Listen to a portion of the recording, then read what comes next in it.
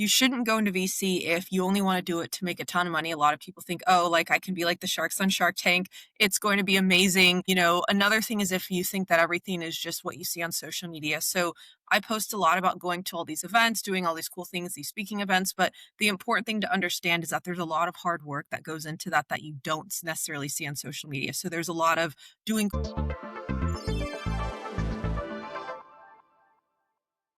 You are someone who has recently been on job search for venture capital, and you have done tons of venture capital roles. So you are really the best person for aspiring VCs who wants to start out in this journey to talk to and give advice in. Welcome to the podcast, Sarah.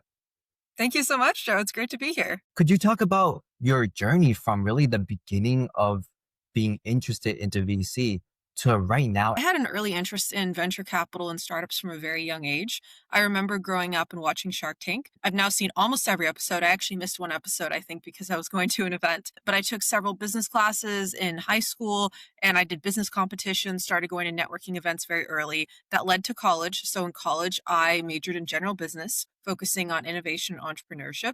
A really key path for students is I started taking, I took this venture capital course, this program when I was in college.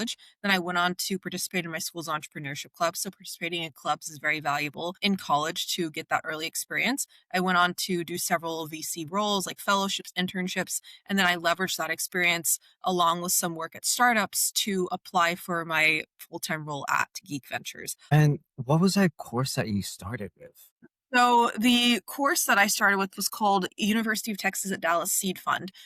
This is a program for students of any major, any grade level when they're at UT Dallas, and it's a way to source startups, perform diligence, and get real investment experience, similar to what you would actually be doing as an analyst or associate at a VC fund.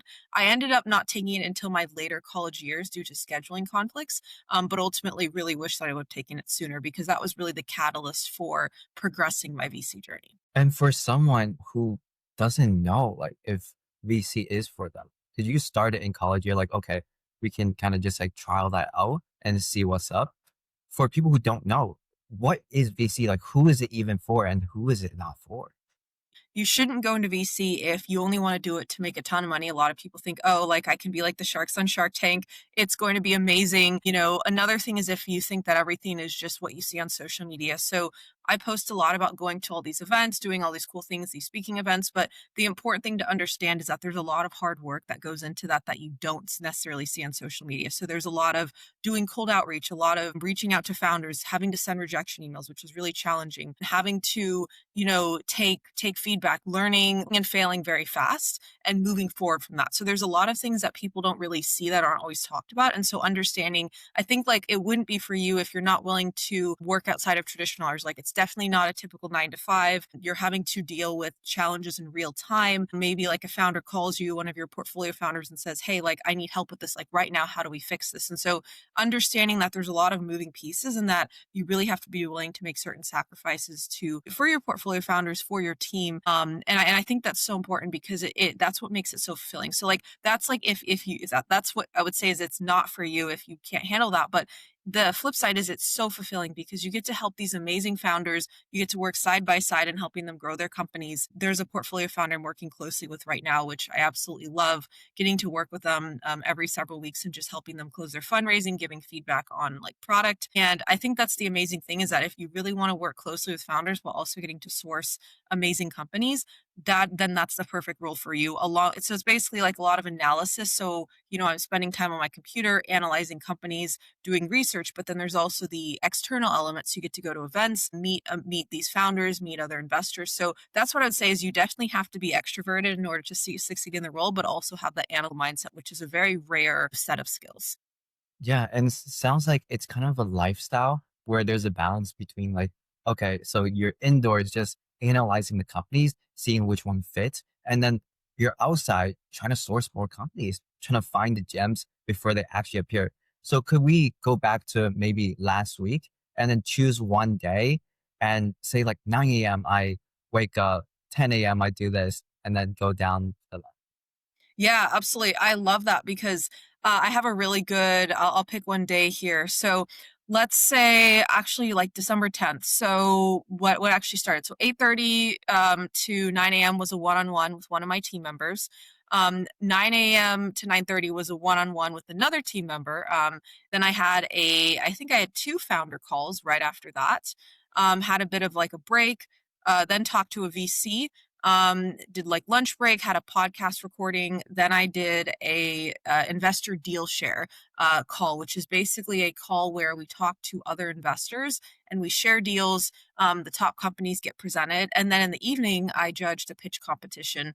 It was called GGW Sharks that I posted about recently. So that's the meetings that I had. But in between those, when there were those breaks, I also was going through emails. I was kind of looking at companies, analyzing pitch decks, and then I was also, I guess, another thing I was doing, I was also finding some funds to share with one of our portfolio companies who's in the process of raising. So that's like one day. I think that's a really good representative example of like how many different things I'm doing in one day. And then when I got back from my evening event, I was spending some more time kind of on the going through emails, looking at pitch decks. And in meetings with team members, what does that actually look like? Is it just, hey, I found this great company, or I analyzed this great company, we should talk about it? Or what does a team meeting actually mean in VC? We actually do have separate, like, and I picked Wednesday. That was not one of the days we had one of our like investment calls, but we typically don't spend as much time talking about like companies in our one-on-ones because we like to reserve that for actually investment committee meetings so that we kind of have a separation because oftentimes, as investors, we get really excited about certain companies. We really want to push those deals, but we also like to have that separation to where we have like a set time to discuss because sometimes the discussions can go quite long when you're very passionate, which is a good thing. But in those one-on-one calls, what we specifically cover is we'll ask the team, we'll say, okay, like I'm working on this specific project. So for example, like a list of funds for one of our portfolio companies, let's go through these funds, which ones might be a good fit, which ones might not be a good fit. Also, going through, let's say like existing tasks like portfolio support. So maybe it's like some like introductions we want to make and checking on those. It's also just asking for specific advice. So especially as an early career VC, it's really important to take the time to ask your, the partners. Like, so I work closely with the partners on our team because we have a small investment team, but really ask them for feedback, for advice, like how you're doing and saying, okay, like I handled this situation this way, like what is your advice on that? So it's really a time to kind of build your skill set as an investor and continue to grow. And that's why that time is so valuable. And that was my first team meeting. My second team meeting is actually someone I'm managing. She's what we call a venture resident. And so she's working with us through like a venture capital program, which I'm happy to talk about more later. And, basically working with her to share my learnings as an early career VC, answer her questions. So similar to what the partners are doing for me, I'm doing for her. And so it's a really great way to kind of be on the other side in terms of giving that feedback and assigning different types of work. Especially as a VC, you're always growing and you're always learning more things. And in terms of VC teams, I know that they usually just hire people because, you have a superpower. So what is your main superpower? Is it secondaries? Is it port help? Is it finding founders? What is that? Yeah, so I'd say what my superpower is, it's definitely very different than I think most VCs, which is really good. It's my brand recognition and my ability to, I guess, get founders to talk to me. And what I mean by that is I've got a really great reach on LinkedIn. I've got almost 23,000 followers, at least at the time of this recording. And I really built a strong personal brand over the past few years by getting experience doing a multitude of cold outreach. So reaching out to founders before I was even in VC officially and just, doing side roles and giving them feedback and posting content, going to all these events, also reaching out to students and giving them advice. And they gave me advice, kind of we were both discussing, but being able to, have founders recognize that I'm an early career VC, but I'm able to provide value to them. And so I think like, not only convincing them to say, hey, like you should get on a call with me and we should discuss your company, but when we're on the call, I'm really able to explain not only my value as a VC, as someone who's Gen Z, so I can do really well with Gen Z companies, but my vast network, and then also just pitching our fund to those founders. So I think that's something that I've really developed a strong skill set at. And then at the same time, being able to, like, that's my main superpower, I'd say, but along that, being able to have that extroverted switch from being extroverted to introverted, whenever is needed. So that could be one day I'm going to like today, for example, I have this podcast recording. I'm judging an online pitch competition, but then there's also time I need to spend analyzing companies. So it's like being able to switch context whenever is needed. Like that, I think is a really great skill set I have because I know how to do both. And that also goes back to a previous time where in a previous role, like in corp role I had, I was actually working in Excel. And so I love both sides. And I think that's so like it's very rare to find that. So I'd say that's my like little trifecta of superpower. Yeah, and when aspiring VCs actually want to join a VC firm, they always think, okay, so if I bring some deal flow, then it will help me tremendously. And that's so, so true. So when you were cold outreaching, all these founders, right? Obviously, maybe they can meet with you, but then your main superpower is the fact that they would be relatable to you and they would actually choose you and thereby choosing the VC fund that will invest in that. And that's the second most important thing in venture capital. So for venture scouts, because you've done tons of venture scouting roles and Yes. you've done tons of cold DMing onto maybe LinkedIn, maybe email to these founders, like what is that venture scouting process for these aspiring VCs who maybe don't even have like direct connection to VC firms, but they can somehow just scout for them. What would Yeah, of that course. process be? Yeah, and to clarify, because I think this would love to dive deeper on this because it's such a key part of my role in many scouting roles who develop a sourcing plan by like when you're a scout. Sourcing plan. Yeah, so what I did specifically, like the first thing I would say you need to do is let's say you have that scouting role and you're like you just got the role. So what I would say is look into who's in your network and what is really unique about your network and who you can connect to. So for example, let's say when I had my first scouting role, like, and I was like, who's in my network? So I was like, okay, I know a lot of university students who hackathons happening here. So I'm based in Austin, Texas. So I can go to hackathons to source. I can also check like Product Hunt. That's a really good one where a lot of founders are building companies. Let's see, another one is going to pitch events. And so that's different than just going to events because oftentimes you have founders that are just saying, okay, here's a really great event happening in the community. But for a pitch event, it's more really targeted for a specific type of founder that's actually actively pitching. And then I also said, okay, who are other maybe young VCs that I know, like early career VCs? And so I reached out to them that I had through my cold outreach. And I said, hey, like I'm scouting for these firms. Like, can you send me some great deal flow? Asking other founders is also really valuable. A lot of people don't realize is a lot of our investment recommendations have came from our own portfolio founders. And so as a scout, if you know founders and you reach out cold to these founders, one company may not be a fit, but they might send you other companies. And that's, something that can be really valuable. And then I think, the last thing that I would say on this is, really understanding like what type of founder that you really want when you're sourcing. So like here's like some ways that I've named, types of like ways to find founders, different parts of my early sourcing plan, but understanding like what is the specific skill set of that founder and how that relates to the firm that you're sourcing for. And then you can also use that to target like the types of founders you're reaching out to. And, that basically means that the first thing you do is find your thesis. So after you find your thesis, you do all of these steps. I actually Yes. haven't heard of asking for VCs to, provide some founders, which is actually pretty interesting.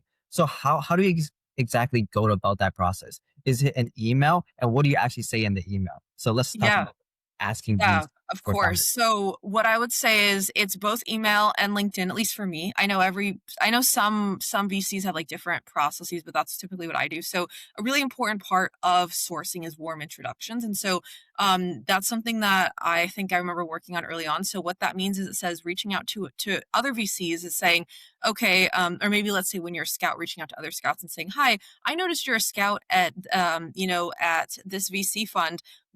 Here's how we currently invest. This is our thesis. This is what we look for in founders. I think that we have some really similar investment criteria. Let's find some time to chat and share deal flow. And this is really valuable because oftentimes, you may not come across a certain company. Maybe it's a company that they recently found and, they've already invested. So there's already that like stamp of approval. And so that's typically what I would do. And I still do that a lot now. I mean, I have frequent calls with other VCs where we share deals. There's also, like I mentioned earlier, investor deal sharing calls. And so that is really important because it also just goes into if you want to be a good investor, it's not only having a network of founders, it's having a network of VCs to share deal flow because they can, they're not only sharing deals with you, but you're sharing your deals with them, like portfolio founders, helping them close their rounds. So it's like a flywheel of once you have that network, it just continues compounding in terms of the value that you can provide to everyone, which is something that is very important. Yeah, and it's really interesting that, all of these VCs, you would think they would be like competing with deals and then they just like never share anything, but they truly want their founders to get invested in more. Maybe it's secondaries, which means going to the next round, or maybe it's just like in the same round and they just want to follow on and maybe they're looking for a lead, or maybe it's the other way around. So if you actually do that, that's like, wow, just getting like that stamp of approval right there and then, that's crazy. That's why, Definitely. all of these VCs, they go on like, I think these Slack channels where they just like all go together and just like literally share stuff and they grow so, so fast. Not only is it great for aspiring VCs, but for those VCs, it can actually help them go towards that promotion path. Like you talked with Nicole. So how about for founders? In terms of founders, how on earth do you gauge if the founder's warm intro per se is like right? Or do you just have to go through like 1,000 founders to find out like what truly works? Yeah, absolutely. Whenever thinking about warm intro, let's say a founder has said, "Hey, I know this person." This happens quite often, actually. A lot of warm intros from founders. I think they're a great fit for you. What I typically do, I analyze this like I would analyze any other company, and the way that VCs like to do this, this is so important for aspiring VCs to know, is that if you're trying to send, whether you're a founder or your founder maybe wanting to become a VC, or you're or wanting to just become a VC straight out of colleges, when you're making like warm introductions, first what you need to do is get permission from the founder if you can share their deal. And so this is just a little tangent because this is so important, but you say, "May I share your deal with other investors?" They say yes. Then you find an investor that's a good fit. You share it with that investor, and then you say, "May I introduce you?" And once both sides say yes, then you make that intro. And that's really important because sometimes people send over deals and they make an intro without asking, which is not good, because then it's not a good use of anyone's time. But kind of going back to the original question, is when I'm evaluating a deal, what I'm trying to understand is this a fit for investment thesis? So kind of specifically on us, like we invest in immigrant founders to the US, AI and robotics, pre-seed, seed. So I'm looking at the deal and I'm saying, okay, does the founder meet these specific criteria? In terms of immigrant founder, like typically the founders will tell us if we don't know and we really like it, we'll still take the call because we can make exceptions for amazing founders that do not meet our specific criteria. When we're looking through the deck, what we're really wanting to see, which is a question founders ask us, is they say, you spend very small, short amount of time on these decks. Like, how do you know if it's good? We're saying, is there a clear problem, a clear solution? What is the market size? What is the current traction? What is the team's experience, and how does that relate to the market that they're in? And then what does that valuation look like? So it's really important to kind of understand all of this together, because when we're looking at the opportunity, we're saying, okay, let's say this company has, and I don't, I'm not gonna say like specific like valuation, because every invest opportunity is different, right? But like if you have a company that's, let's say, pre-revenue, and they've just started and they're raising at like, let's say, 60 million valuation at pre-seed, like probably not going to be a fit for us unless there's something just insane about what they're building. We want it to be a really realistic valuation, in terms of like like ownership targets, and many funds of ownership targets. It's so important, but we want to make sure that the opportunity fits like what we're looking for in our thesis. And so I'd say those are some things that we really consider. Oftentimes, like we'll have founders reach out to like give us warm intros that are in industries that aren't even a fit, which is like an automatic pass. So like we don't do cryptocurrency, we don't do biotech, we don't do consumer products. And they'll be like, "Hey, like I have this great founder who's building this apparel company. Maybe they've got like 1 million in ARR just in 4 months." That was one specific example. Wow, I'd love that, but we can't invest because it's not in our thesis. So I think it's just important for when founders are making these warm intros, or aspiring VCs are making these intros, to really think about what is the thesis. And that means asking the VC or going to their website and doing that external research. And for aspiring VCs who just asks these founders, hey, who's the best founder you know, right? Maybe it's an Yes. event, maybe it's in a pitch event. Right after, they're like, oh, it's this person, you should just reach out to them. Should you ask a founder, say like, hey, could you warm intro me, send an email for me for that founder specifically so that I can meet with them? And if you do that, right, you need credibility. So how much credibility do you actually need? Is being a venture scout enough? Or what else do you need to do to get that intro, or maybe you don't even need the intro. So what does that process look like? Yeah, so what I would say in that case is you definitely should, like, if there's a founder you want to talk to and you have a good relationship with the founder that can make that intro, I would highly recommend to ask them. I would say provide a forwardable blurb that they can share because, it's always going to be a double opt-in.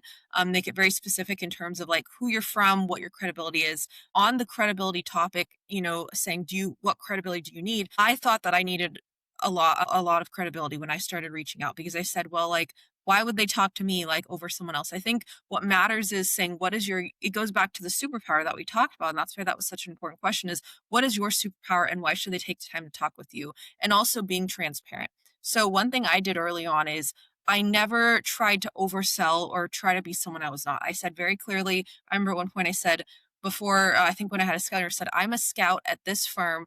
I don't make the investment decisions, but I would love to be able to share your deal with this investor. Here's how I can help.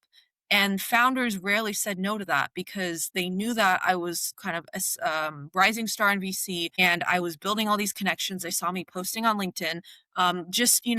You just start posting about what you know before you know everything. So you just focus on the things you do know.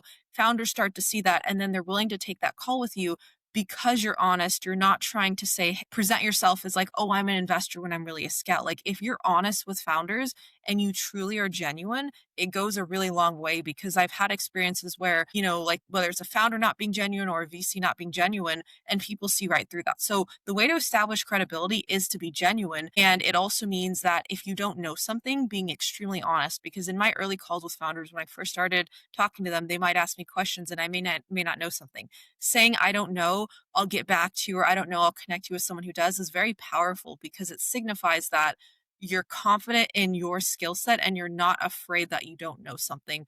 That's something that I think I personally love when I ask someone a question, they say, I don't know. Well, I mean, okay, let me be very clear. If founder says, I say, what's your revenue? Say, I don't know. That's not good. But I think if, in generally speaking, if you ask someone a really complex question and it's something that maybe like they say, hey, let me think about this, get back to you, like that can be so powerful. And I really wish people would do that more often within reason. Yeah, and part of your credibility is your personality and who you are. So in a way, if you're genuine, if you just say like, "Hey, I am a scout," on top of that, what Sarah also has is a credibility of posting about she is interested at, and Yes. that is the startup ecosystem. It shows that she genuinely wants to be in it, and she genuinely wants to help those founders. So in terms of like LinkedIn per se, after like each of those founder meetings, were you posting about them, or and then you had like a screenshot of, hey, I just met with this person, we talked about yada yada? Is that how it works, or do you not need to do that? That's exactly what I did, but I do wanna be very careful here is that before posting anything specifically about a founder, I always recommend that you get permission from the founder. I have signed a lot of NDAs. I've also just, I guess, done verbal NDAs in the sense of like someone says, "Don't talk about this publicly." I say, "Okay, sounds good." Your reputation is so important in this industry, and, everybody knows everybody. Like, when I think about when I see like VCs on LinkedIn, we may not talk like every day, but we all know each other. And so if you and that means the founders start to know you too. And so if you post something without someone's permission, it is a very powerful negative thing. And so what I would do is if I met with a really great company, I would take that conversation and ask, like, focus on the things that were not confidential and ask the founder what I could share. So the way one thing I started doing early on, and I don't do this as much now just because a lot of the companies I'm speaking with now are a lot of them are in stealth. And so I can't share as much about them. So I may share more like if I'm at a pitch event, here are the companies that pitched. But I would say, okay, this company is, I wouldn't say, I don't think I said raising because there's certain rules around what you can't say, but I just said, hey, I talked to this really interesting company. Here's what they're building. You guys should check it out. Like, here's the story of the founder, really focusing on the authenticity. And the founders love this because it was free promotion for them. I didn't ask for anything in return. And it was just really great way to start building my like, credibility of, hey, I'm finding these great companies and just sharing about them, similar to how someone might just start writing a blog about a certain industry. So there's a lot of ways that you can get started without really having a lot of experience, and posting is a really great way. And I guess other things that I did in addition to posting about founders is I posted about events. I post about advice for students. And then I also post about events. So a lot of, I guess now a lot of accelerators and other VCs might say, "Hey, Sarah, like, can you post about this event? Like, we have some founders coming here. We want people to apply to this." And so I just post, I repost, I comment, and then that just kind of started compounding. And that's how a lot of people started following me. And then people send me content to post. And so I actually have content coming into me, so I'm not having to create as much content by myself, which also helps me spend more time on other things, but still providing value. So that's kind of how that when people say, "How do you do this at scale?" That's how I do it at scale. Yeah, and getting permission first is really the most important thing. In terms of NDAs, I know there's like a topic around VC where it's like VCs never sign NDAs unless maybe it's like the second meeting where you go a lot more in depth. So what does that look like for like an actual venture scout per se, or just an aspiring VC? Should they sign the NDAs or should they not? Yeah, so typically no, and I'm glad you asked this because I do want to clarify when I say I've signed a lot of NDAs, what I mean by that is in specific roles that I've done. So, let's say that I'm working in an extended capacity with the founder, whether that's like an advisory role or it's actually in a official role working with this founder, because I've had a lot of different roles. So in that case, you would sign an NDA because a lot of what you are doing is confidential. And if you're saying, like, for example, like in my job, I have like an NDA in some capacity where it's like there's certain things I can't talk about publicly. There's a lot of confidentiality, et cetera, et cetera. But if you're just like let's say you're just taking a meeting with the founder and they say, "Hey, like I need you to sign an NDA before we even have a meeting, or I need you to sign an NDA before I'll let you view my pitch deck." Like, absolutely not. Don't do that because as a VC, you're going to talk with thousands of companies, and there's really not an easy way. Like, you can't sign an NDA for everyone. And the whole reason behind, like, historically, why this even became something that founders asked for is founders had this fear that the VC they were talking to would copy their idea. I respect that fear and I understand that you want to protect your idea, but it's very rare that a VC who's seen thousands of companies would actually say, "Okay, I'm going to leave my venture capital job and just take your idea and try to do it better than you when you have this domain experience." And so I think as a founder, you really have to try to trust that the VC won't misuse it, and I guess unethical, it would get back to them and their people would find out because of how small this world is. So in the very rare case that this does happen, someone would find out about it and they would blacklist them from sharing deals, because as VCs, we know other VCs that we don't want to do business with.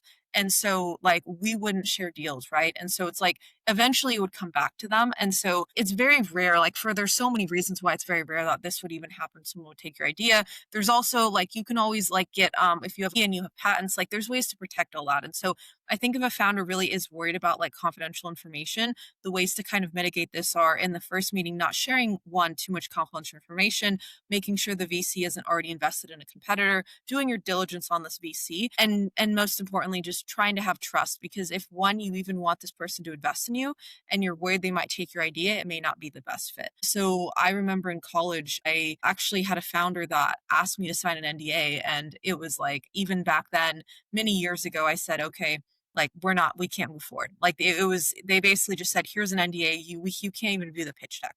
Surprisingly, I still see this now. And those are automatic rejections for us. Yeah. So first meeting, no NDA ever. And then if you're working closely with the founder, maybe as an advisor, then yes. So in terms of that, right? Working as an advisor to founders, that's a great way to break in as well. So what does that Yes. look like?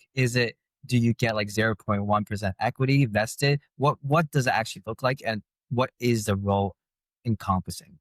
Yeah, so I had a role where I was advising a founder. I was in official capacity, signed an agreement. I know there was like an NDA in there. Like there's I think several agreements I signed. I did have equity, which I should probably check on because in terms of vesting. But the way it works, the amount of equity, it's typically on the lower side. Sometimes you get equity, sometimes you don't. It really depends. I'd say it depends on like the relationship. And if it is equity, it's going to be, like you said, a very small percent will vest over standard vesting period, which I think is 4 years, or typically, I don't remember what the cliff is. The cliff just meaning the time that you have to be there before you even have a minimum amount investing. So sometimes 6 months, sometimes a year before you even can get any equity vested. But what typically an advisory role looks like is it means being like a listening ear to a founder. And this is also what I do a lot in my role right now. So it means listening to the founder, meeting them where they are, and providing strategic advice that they can actually use in the sense of what, like one company that I advised, I'm just speaking very broadly about it because of confidentiality, is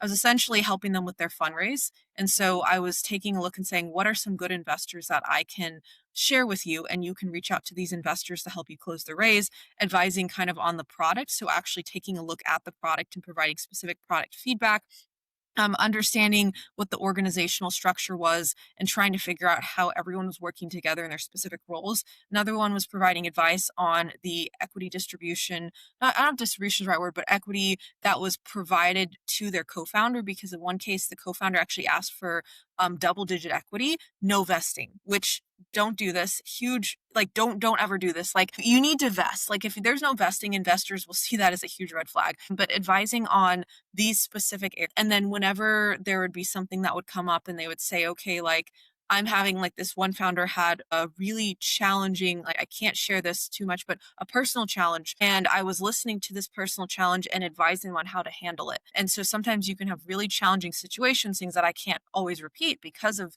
how like just because of these agreements. I don't want them to be identified, but you just have to be able to say, okay, like, be very professional, be very mature, handle things that you may not have ever expected to experience. And so it's like you have heartbreaking things you deal with, just with like founder conflicts and things like that. And so I think it's like you just most importantly need to have this empathy when you're in this as an advisor. Like it's not just IQ, it's EQ. EQ is one of the most underrated skills, and that's also why AI can't replace it. It sounds like this is what really prepared you for the port ops side, where Yes. it's like you can literally just help these companies because you've been in these advisory roles. So how did you get these advisory roles? Was it just like, hey, I went to an event and I was like, okay, I think you might have a problem with this?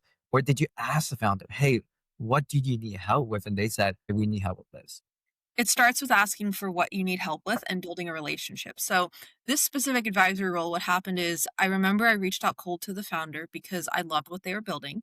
And I said, hey, let's get on a call. I'd love to provide advice.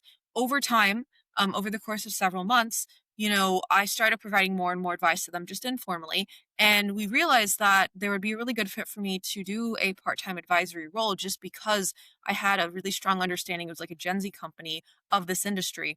And so, we basically just said, okay, we want to formalize this because there just seems to be a mutual fit. It just happened naturally. And I think that's the really important thing, because if you just like reach out to a founder and say, hey, can I be your advisor? It just feels very like transactional.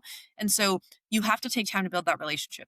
There's another founder where it was more like I didn't sign like a formal agreement to advise them. It was more just having several meetings and helping them with their like focus group. And because that's something I've always had a ton of experience in just providing feedback. Even back in high school, I think I was like beta testing products. I just remember like just I always loved beta testing. I always loved giving people feedback, for better, for worse. And for me, it was just like a natural thing. And so it's like you help someone. I think in this case the founder had asked me to provide more extended help in the case of the focus group. And we just started exchanging more messages like over LinkedIn, sending emails. I was joining more frequent meetings with the founder. And so really the way to do this, because oftentimes I'll have aspiring VCs reach out and they'll say like, I want to be on a board, or I want to work for a startup. And really the way to do that is you just to start providing feedback really early, and then over time they might see that you're a really good fit. And so like that's how you set yourself apart from, and this goes for also aspiring VCs, like if you want to work for a VC firm, and something not something I did specifically, but what I've seen other VCs do is they've actually reached out to VCs, they've volunteered at their events, then they've started doing small work projects, and then that's turned into a full-time role. So it really starts with adding value first, not asking for anything, paying it forward. And then it leads to more roles later on and it compounds. And so that's really what I say is if you don't know where to start, the first thing you can do is you say, what am I good at and how can I give that to somebody for free? And then later on, you can capitalize on that once you've built that track record.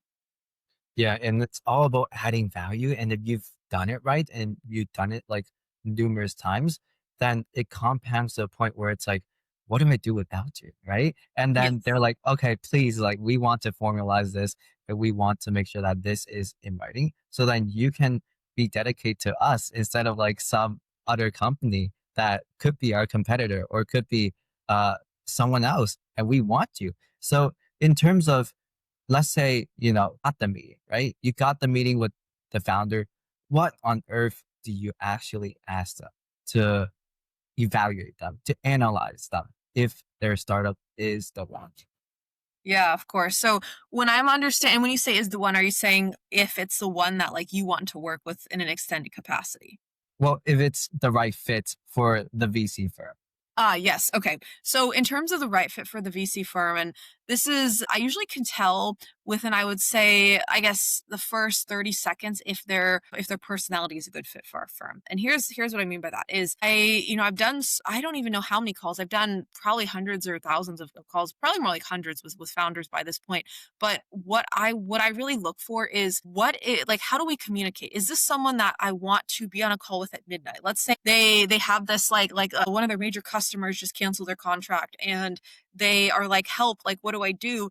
Is this a founder that it's midnight and they call me and say I cannot wait to help them, right? Like I just genuinely want to talk to them and I enjoy working with them. So when I have that first call with the founder before we even get into the market size, the competition, like differentiation team, all of that, I really look at what is so like special about them and how are they presenting to me? Because one investment that I worked on, I remember when I first met the founder, we just clicked. Like it was like, wow, like this just feels like we have a great working relationship. Like I can give them feedback and they'll take it in a really respectful way. Like it just feels like we have that rapport. And so that's something I really look for. And it's also how the founder is treating me because one thing that I've heard from a lot of early career VCs is that sometimes founders will say, okay, this person is not a partner, so I don't want to talk to them, or I don't think they can help me, like, going to be valuable because they're not the one who's writing the check. And this is something that makes it really hard for me to want to invest in those founders because, even though I may not be the check writer, there's still other ways that I can help that people don't realize. And so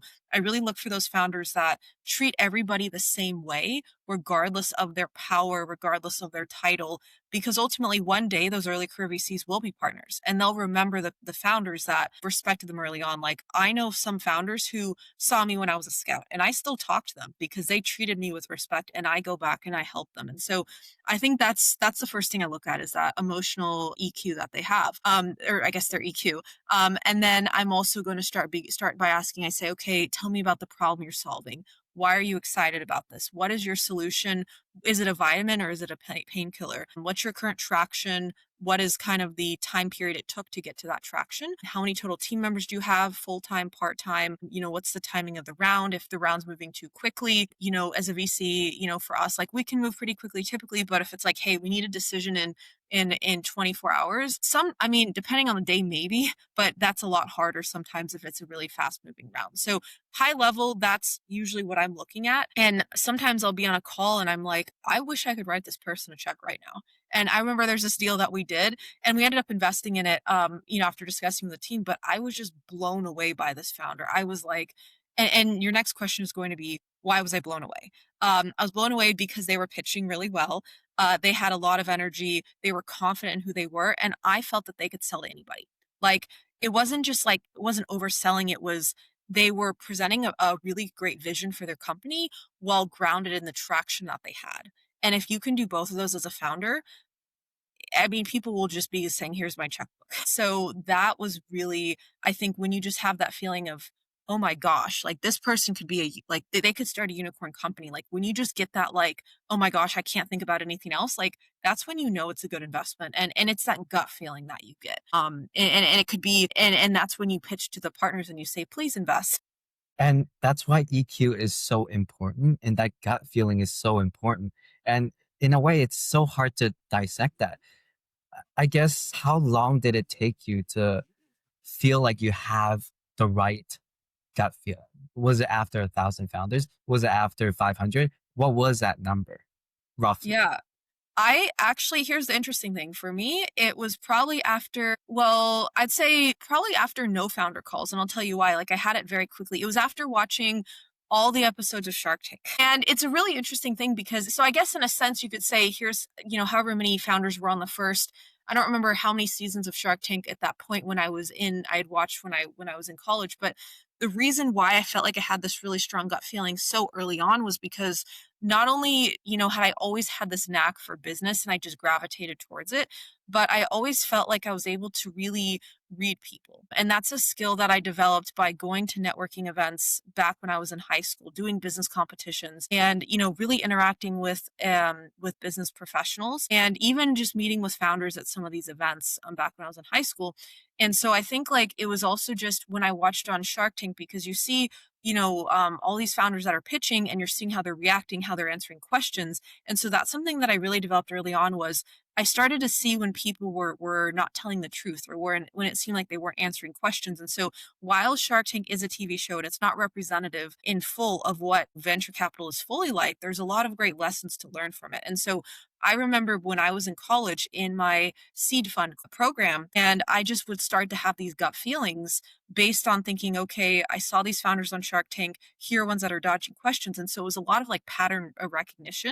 And so that's what really helped. And then over time, the gut feeling became even stronger. And of course, there's still times that we're wrong as VCs. I mean, there's many times, but at least the gut feeling helps you get that initial, are they like a trustworthy person? And then over time, it leads to more, is this a good business opportunity? Is this a good market? So it starts really small, but then I've always learned to trust my gut and not just in business, but I think just in personal life too. Like everything together, when you trust your gut and you just believe in yourself, you're like, it becomes very valuable. And so that's something why it's hard when I remember I was in interviews and people were like, how do you know it's a good company or good trying to say, I trust my gut. And they're like, that's not a good answer.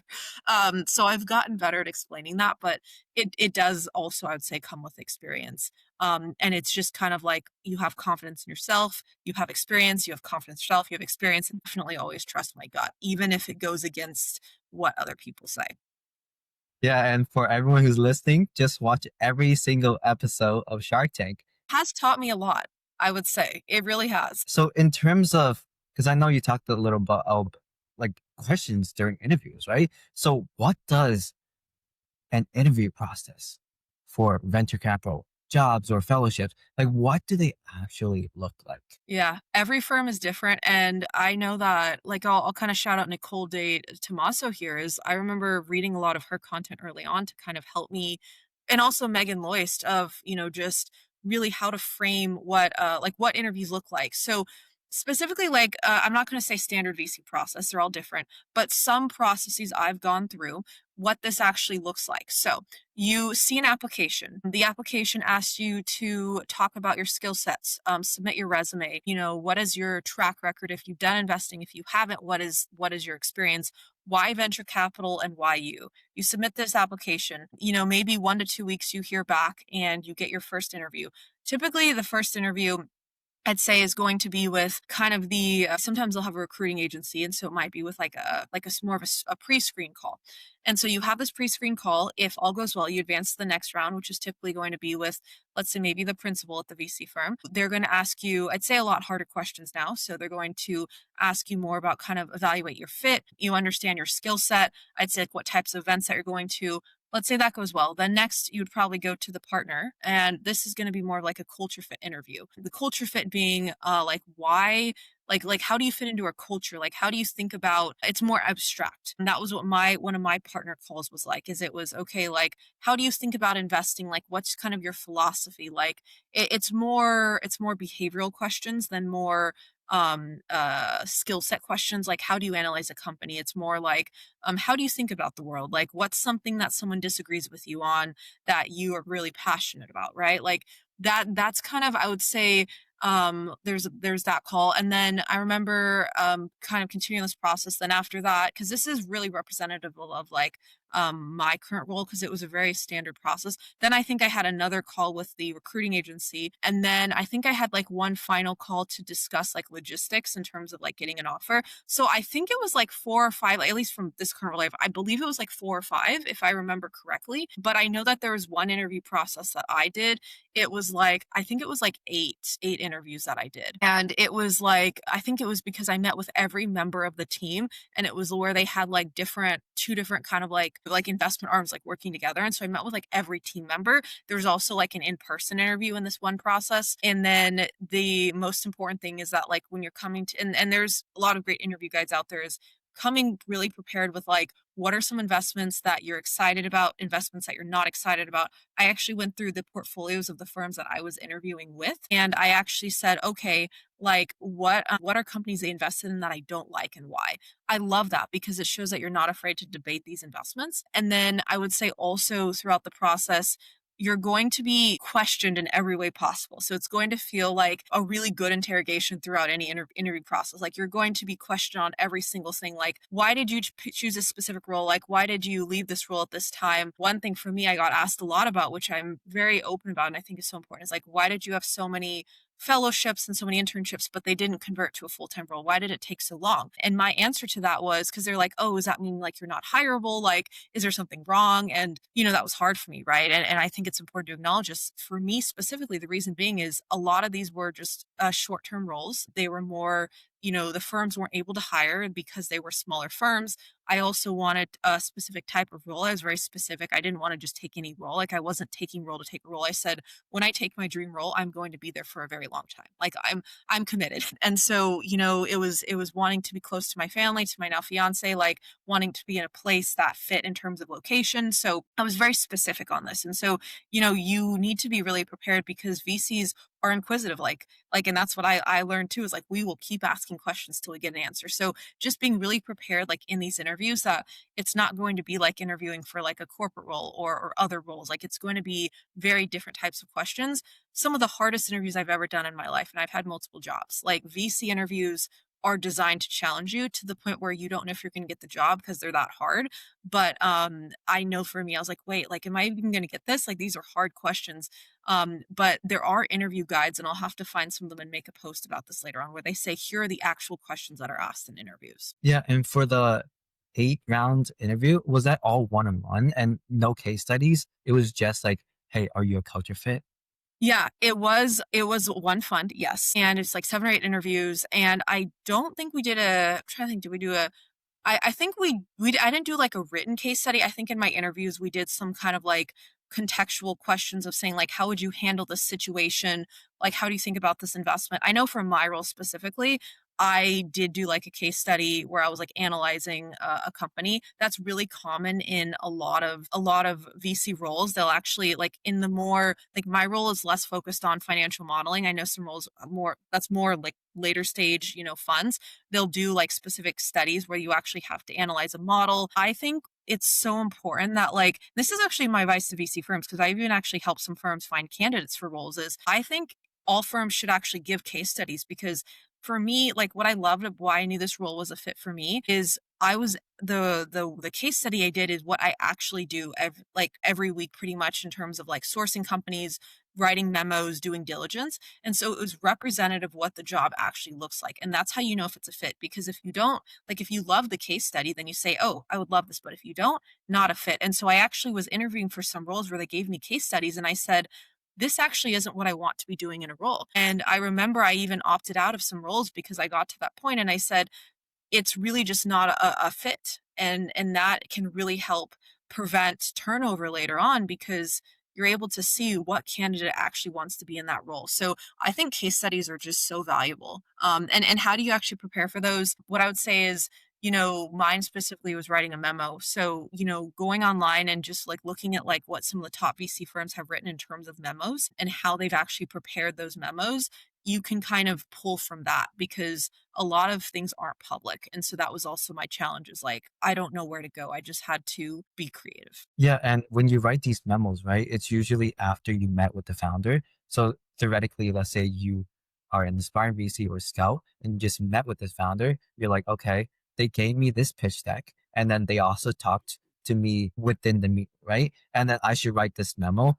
Would you say like you would send the pitch deck and also your memo to the VC firms saying like, oh, this is my thoughts and this is a pitch deck? Is that how you're supposed to do it? Yes, yes. So at least, so yes, and then some clarification. So in the case study process, you typically don't talk to the founder just because there's so many people that are completing the case study. So they kind of like bypass, at least for me, it's more just, okay, here's a specific company, prepare a memo on it. I mean, and then some VCs might actually say, hey, like here's a call with the founder, go watch this call. And so it kind of simulates what that would look like. So you may not actually be talking to the founder, but in the interview they ask you, they say, what questions would you ask a founder if you were given the situation? So yes, now when you're actually like in the job, you that is the correct process. So I'd meet with a so first I would look at a pitch deck, I'd meet with the founder. We want to move this founder forward. Then I would basically prepare an investment memo, and I would add the pitch deck, basically like link it in the memo and saying like, okay, here's, and link the call, right? And then I would share that with the team and use that when I'm presenting the company during like our investment meetings. So yes, that would be the typical process. And so in when you're doing that case study, it's almost parallel to what you would be doing. It just, of course, there's a few things that they leave out because of simplicity and timeline and how long that might take. But one thing I think, just as a side note, would be really interesting is I'm sure at some point, or maybe this is already being done now for VC interviews, I'm sure there's ways where they probably have AI to maybe simulate like founder calls. I'm sure that will be a thing if it's not already. It is a thing. In terms of for aspiring VCs, the memos, what does that look like just in general right now? Is it one page and then you write a couple of lines? There's typically two different types of memos in VC. There's what you call a short memo and a long memo. A short memo is typically 1 or 2 pages. It's more of a brief summary. Every VC firm has a different format how they do this. The memo could be a like a document, like a Word document, Google document, or it could be more of like a slide. I know that in different roles I've had different things. Typically, like high level, what's included in the short memo is kind of like, what does the company do, like maybe a brief description, what's the team, what's their traction, like how much are they raising, what's like their incorporation status, and then like what's kind of the timing for the raise. I'd say those are like high level, what's typically included. For the long memo, it's very similar, but those go into more depth. So that's more where you're doing detailed industry research, you're doing full competitive analyses, you're analyzing the data room, you are saying, like, what are there any red flags here that we need to follow up on? It's understanding what does the market look like. So doing extensive market research, TAM, SAM, and so it's essentially just like a longer version when you wanted to do additional research on the company. And for the long memo, I mean, sometimes long memos, I think that the length really varies depending on the industry, the stage, and also how much time has you've had, because sometimes deals move really quickly and so you don't have as much time to prepare a memo. I mean, I've seen memos that could be like 10 pages, maybe 20 pages. I think sometimes there's even been 40 pages, which I think is pretty crazy because at some point, like, you don't want to have that analysis paralysis. But if you're more in, and the reason to me that's crazy is because we're looking at more like standard like SaaS companies, right? Or ones where it's like, okay, it's a very clear business model, here's the clear traction. But if you're working more like in the biotech space or medical devices, there's going to be a lot more things that you're diving into in terms of patents, in terms of like regulatory requirements. And so you might have longer research that you just have to do for those reasons. So to me, something may be quote unquote crazy, but it might be normal in another industry that I'm not familiar with. Yeah, and in terms of, due diligence, market research, this analyzing type of thing, when you were an aspiring VC or a scout, how did you do it? Did you use like any tools or was it just like you straight up go to Google and then try to find out everything? And if so, like what is that process? Yeah, so now I'd say doing market research is a lot more streamlined and efficient just due to AI. But back when I was looking for roles, this was kind of, and back when I was in college, this was before we had ChatGPT and we had all these extensive tools. So a lot of it for me was, yes, it was going to Google and it was saying, okay, like I had a company in mind, right? And so I would basically Google this company and I would see what like news articles came up. And I would also say, like, what are competitors of this company? One thing that was actually helpful early on is I would go to LinkedIn and I'd search a company and they often show recommended companies. And then I would actually be able to click on those and dive deeper. There's also really great tools like Crunchbase, PitchBook, Traction, who can actually show you competitors. And then you can also prepare like reports. And then now actually they have a lot more AI tools that can like make that even easier. But kind of in the early days, especially back when I was in college, like that's what I would be doing is you just go to Google and you say, I want to find all the news articles on this company. And that's really, and then for the market analyses, like you would basically just say, Google, I want this market. And you would look up what the total addressable market is. And then you would just do like either a top down or a bottom up analysis to really understand what that looks like. And for the top down analysis, what I would do is I would take the total market size and then I would say, okay, so for TAM, total addressable market, then SAM, what's the serviceable addressable market? I think that was what it was. Yeah, serviceable addressable market. And then I would say, like, what's my estimation based on what I know about the market? Maybe how many total people meet this certain criteria. And then for serviceable obtainable market, what I would do is I would say, like it's really still estimation. So I would say, okay, like this small segment of this market, can I back that up with the data that I've done? And it is really all just what can you back up, because there's not like one right way to do that analysis. Bottoms up, starting at the small, okay, there's this many businesses multiplied by this amount of revenue. That's just like super high level, and then adding in all these other, I guess, other areas, and then just going from there. Typically when you're doing bottoms up analysis, it would just be really about taking, and I actually had exams, I remember, like in college, where they would be asking this, but it was like manual that you would be doing because there wasn't really an easy way to automate it. Now there's many tools that can just say, you say, hey, I want a TAM, SAM. In terms of the math, right? Because everyone thinks like venture capital, hey, you got to understand the math. There's so much numbers. And is that really true, especially for early stage, right? Is what we're talking about. How much Yeah. math is there actually? Not a lot. So, I mean, it depends really on the role. I know for me growing up, I always loved math. Like, I was not as much of a science person, but I loved math. And so that was really, I think, a benefit for me. Now, I didn't major in finance. Like, this is so important. Like, I didn't have a tech degree, no finance background, no like consulting. Like, I just got into this through working really hard and paying it forward. But I know for me, like, I did take financial modeling courses. That was actually more outside of college. So I did like take finance and accounting in college, just as courses, not as major.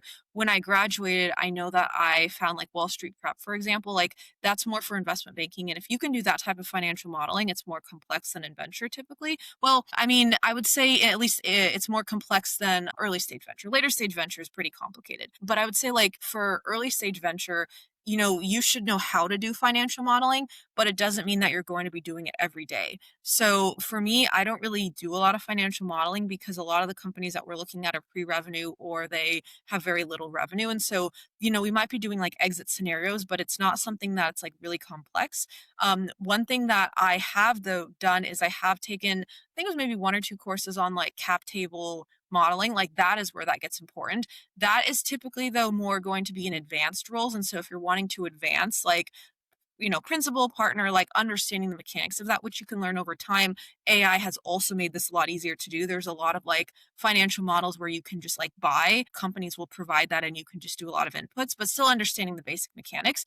That's all just to say that if you're at pre seed and seed, there's not going, depending on your firm, there's typically not as much financial modeling. But what I would say is, like, if you're still interested in venture, you still need to understand it, because when I'm doing diligence, like I'm analyzing like financial statements, and so I think you still need to understand how financial statements work. But it's not like we're in investment banking where you're like, okay, I'm looking at, and at least this is what people told me. Like I'm looking at thousands of rows every day, and it's really complicated. Like I need to know all there is about finance. So I would say, like, still learn how to do it.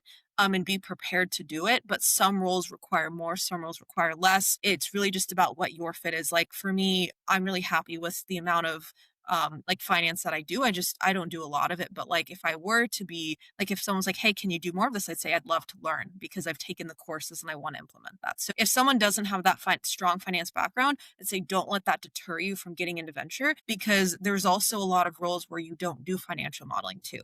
So just keep that in mind. And oftentimes rules will say, like, I hate this where rule says you need to know all this financial modeling, and it's used as a barrier, right? But then you get into the role and you don't do a lot of it. So I don't like that says that, because it makes people who could be a really good fit, like it takes them away from what they're really suited for. Yeah, and especially in venture, I think 90% of the people who are a lot more connected with the ecosystem per se is chosen like 100% over the person who just knows the math, knows how to do the analysis.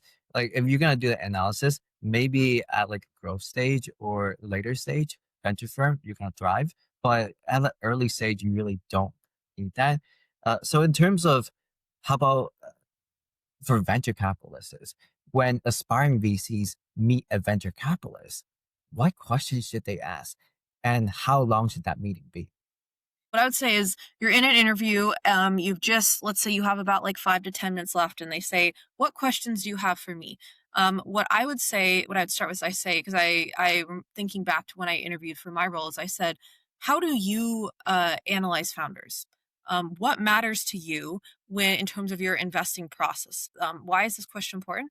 Like why, like it's really understanding what's the personality of the philosophy, because you're not going to agree with your team on everything, but you should have the same philosophy about how you invest in founders in terms of like that. I'd say like kind of that EQ. I'm also going to ask like how do you handle getting feedback? So let's say I'm an early career VC and I want to give you feedback, and then how do you give feedback to me? This is really important because what I love about my team is that we are all very open with each other. And if there's something we want to give feedback on, whether it's a partner to like an associate to partner, like, venture resident to associate, like venture resident to partner, like everyone is willing and able to give feedback freely. This is so important. So you need to understand like what is that feedback style, because that really shows a culture fit. I think another thing that I would ask is, how do you handle situations where there's founder conflict, in the sense that you have a founder who, you have a major disagreement with them, and like, your investment is going poorly, right? Like it's you're going to lose the money, the company is going bankrupt. Like,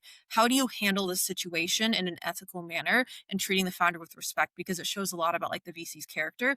Another thing I would say is like, how do you handle rejections to founders? Like, what is that process when you pass on a company? One thing that I'm proud of is when I pass on founders, I still build a relationship with them. They've even sent me deals, even after I rejected the company, because I did it in an ethical way. So those are, I'd say, so 4 questions I said. I'd say the last one is what defines success in this role? So understanding, because every VC firm is different, not only in terms of investing in platform roles, but also understanding like what is the specific goal of this role and understanding how to meet that. And so really saying, okay, like let's say first 60 days, like how do I know if I've been successful? So kind of setting really clear metrics like going in, because then if you do end up getting the role, you know what to go for. So those are like 5 questions that I think are really important. And the thing to think about here is if you can make the VC think and really make them man, like I don't know how to answer this. This is a great question. That's when you know you've done well, because I've talked to students and I've talked to some founders, and we've been doing, whether it's in more of like a informal capacity with founder, me just giving them advice, not for like investment, or a student like talking to me, when they ask me those questions where I'm like, wow, I really don't know how to answer this. I'm like, thank you.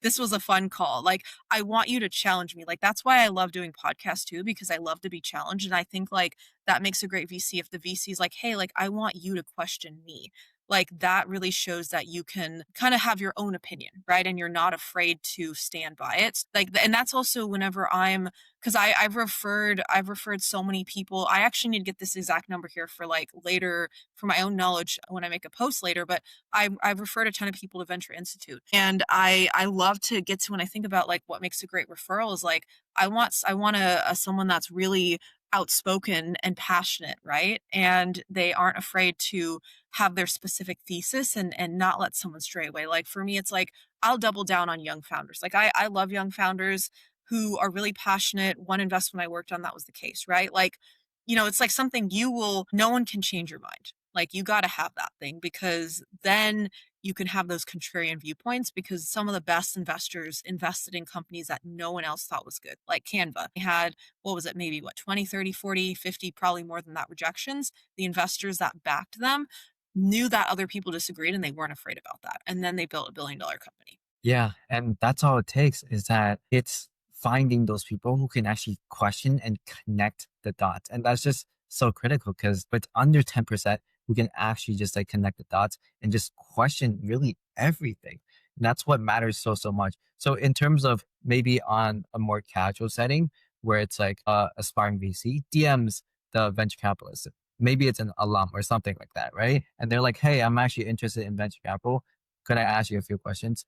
What would those few questions be, and how much minutes meeting what they request? I did dozens of these meetings. So I'd say ask for 15 minutes. You'll typically get 30. Don't ask for an hour. It's just a VC. It's psychological. Like if you ask for 15 minutes, the VC says, "Okay, I'll probably give you 20, 30 minutes," and maybe it goes longer, but never ask for an hour. What I would say when you're like a really great meeting, and this is actually interesting because this is kind of what I did with my call with Nicole was, when I was meeting with her, like I prepared a really strong agenda. I followed along her journey. And so I had a list of questions I wanted to ask. So most importantly, like do your research, send the questions in advance. I'll be honest, I didn't do this a lot early in my career, but I know now, and that's why I'm sharing this. You're not going to do everything perfectly. Lessons learned, which I think is great to know what I did well and what I didn't. But specific questions. So start with understanding their journey. Every VC has a different journey. So kind of look at their LinkedIn, look at maybe if they've been on any podcasts and then reaching out and saying, hey, like I saw that I think one specific VC I talked to, they did like a VC fellowship and I said, "Hey, like I saw like you did this VC fellowship. Like how did you get to this point? Like what was the process for applying? Like the kind of the questions like you're asking me and saying, how can I follow that same process? Also asking for specific skill sets that are required in a role. So like what skill sets did they already have? What skill sets did they develop? I also really like to ask like what was the best advice they received when they were talking to more experienced VCs. Also wanting to understand like what specifically set them apart and like helped them kind of rise above other people in the interview process. So like one thing, when I answered this question is I said, hey, I prepared a 32 slide presentation to convince my firm to hire me. And so I was like, what can I do that no one else will do that sets me apart? And to be fair, that was probably a little long because what VC has time to go through 32 slides? Like that's crazy. But like Nicole did a 10 slide. That's great. So thinking about like what can you do that's different and getting these creative ideas. I think also asking the VC like what are some of their top recommendations for programs that they would say, hey, here's some great programs for early career, VCs to start with. What are some great book recommendations? Asking them like specifically like what are the biggest lessons that they learned of things that didn't go well, like biggest failures, and really diving deep into those because I think like looking back when I think about some of the biggest like mistakes that I made, that really kind of shaped who I am, and I share those with early career aspiring VCs. Like I had a really poor resume. I didn't know exactly what type of firm I wanted to work for. I just wanted a role as opposed to like, when I first started applying as opposed to the right fit for me in terms of industry. So like asking a VC like what are their biggest failures and then kind of using that to make sure that you don't make the same mistakes and have a more really structured process. And then also just like what are some of the things they did well that really helped them succeed? And then also just I'd say like at the end of the call, if the call goes well, saying, "Hey, like is there anyone that you could that you would recommend that I talk to?" It doesn't necessarily have to be like a warm intro because I try to shy away from like, can you just introduce me to like this person immediately without building a relationship? But it could just be like, hey, do you have any recommendations on other people that I should talk to? It's very like, what's the word? Like, you're not like make it very easy for them, make it very natural. Because if the call goes well, like if I talk to someone and I'm impressed, I will make a ton of intros for them. But I don't want them to just flat out say, hey, can you introduce me to this your partner in your network, right? Like it needs to feel very genuine. And so a lot of it just comes by the phrasing. So I'll kind of pause there. I'm happy to dive deeper, but I think that kind of gives a good idea of like how I structured my early interviews or informational interviews with VCs. In terms of right after the interview, right? You can say like, okay, at the end, you say, oh, I want that warm intro, or maybe do you know anyone who can help? Do you know any top programs? Like you said, do you have any great books? So what do you do afterwards? You just send an email and then afterwards you can send them like articles or deal flow. What does that actually look like? Yeah, absolutely. And this is important for maintaining the relationship. So what I did I guess, or what I started doing more near the later interviews as I started to become better at my process is at the end of the call, I would say like, who do you recommend in your network that I follow or that I should follow or talk to, that could, provide some additional advice on maybe this specific topic. And the important thing here is you need a specific ask. If you just say, can you introduce me to more VCs? That's not helpful. It should be, I would like to be introduced to a pre-seed VC that is investing in AI in immigrant founders that has this specific background, because then it's very tangible and it takes away the burden of time from that person you're asking. So that's what I would suggest. But like if it feels like you have a good rapport, like, I mean, I know sometimes the recommendation is to always ask for intros at the end of a call. I mean, for me, like, I typically don't ask unless it feels like it's gone well, because I don't want to just ask to ask. So that's what I do during the call. After the call, I send a follow up thank you note. What I did with Nicole is I sent a specific like thank you note saying, here's what I learned from our conversation. And this is great because this is a recent example, right? Like, this is not just, hey, when I was breaking in, like, I did this a few weeks ago.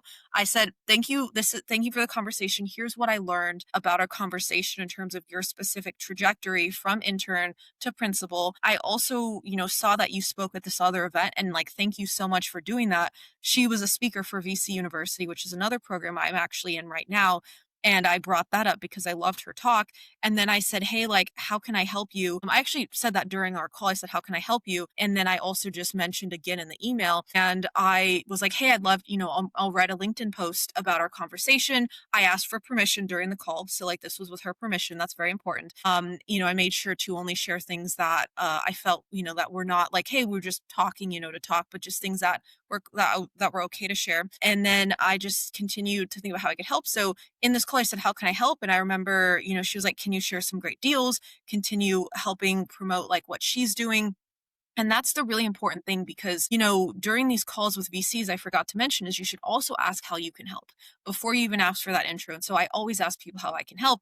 Typically, it's going to be deal flow. It's going to be sharing really relevant articles, making recommendations for events. One thing I do right now is I get invited to a ton of, like, I know so many speaking events and judging events. I reach out to my VCs that I know and I say, hey, like, do you guys want to judge any events? And I make those intros. Or do you want to speak at this event? Like, I can't go, but would you like to? That's another superpower I have, is I have a huge network. And so I'm able to kind of connect relevant people to each other.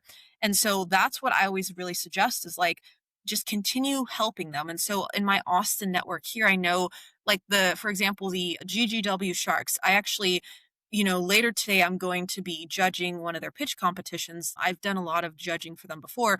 I've recommended VCs to be on this panel of judges with me. So that's one way that I've been able to help, even VCs that are more experienced than me. And so, like with Nicole, someone who is amazing in her career, like she's built such a brand, I was like, well, how can I help her? And that meant promoting her newsletter for early career VC. So it's like there's always a way you can help regardless of your experience level, and aspiring VCs need to know that. That's really how to handle those calls post those calls. And sometimes you'll end up doing more recurring calls with VCs. It depends on your relationship, but ultimately the important thing is just how can you continue helping them, because they will remember that and they'll remember you. And then when it comes time to recommend you for roles, like I had a lot of referrals for not a lot, but it was from people that I'd worked with previously. I actually, in one really interesting case, I did a podcast with someone. They knew Geek Ventures. They recommended me. So it's also like when people are like, "Our podcast really helpful?" I'm like, "Here's an example. What do you think now?"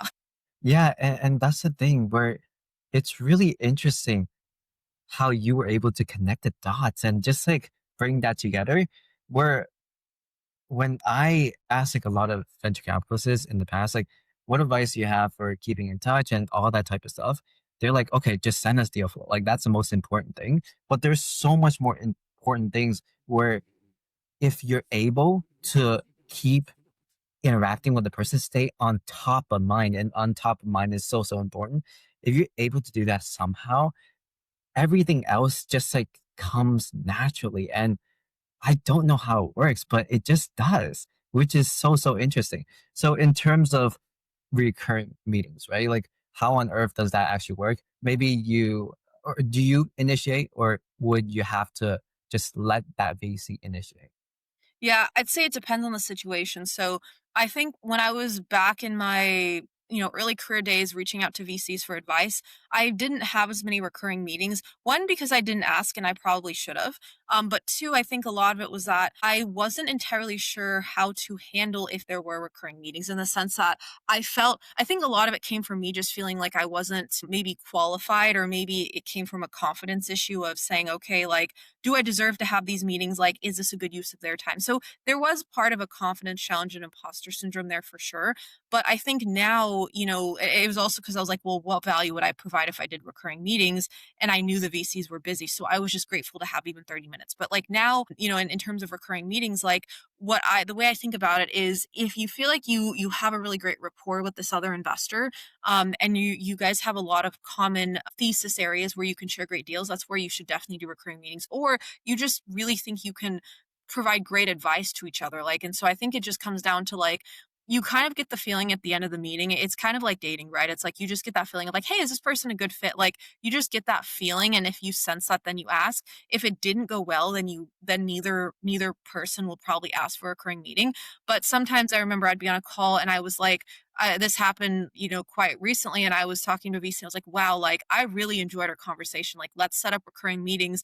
I think typically it's like quarterly, maybe it's sometimes like semi-annually. Like, it just depends. Maybe it's, check-in calls every so often, like, because it really depends on the how busy you are and how often you want to speak. But if you're looking for more, like as an aspiring VC, if you're looking for more recurring meetings, I do recommend mentorship programs. So I'm in VC University right now, which is a program for kind of early career VCs and aspiring VCs. And I'm in the full scholarship path. And if you get the full scholarship path, you actually do get mentorship. So I get 3 months of mentorship with peer VC, so someone who is at my same experience level, and then also a mentorship session with a partner. And so this has been really helpful because I'm able to, these are recurring meetings, like 3 1-hour meetings, and this is all detailed like on their website. It's, I highly recommend it. I think it's been so helpful for me because, like, even as someone who's in VC, I'm like, well, how would I get mentorship from someone, like, in a way where both parties have a mutual interest? And so this is something where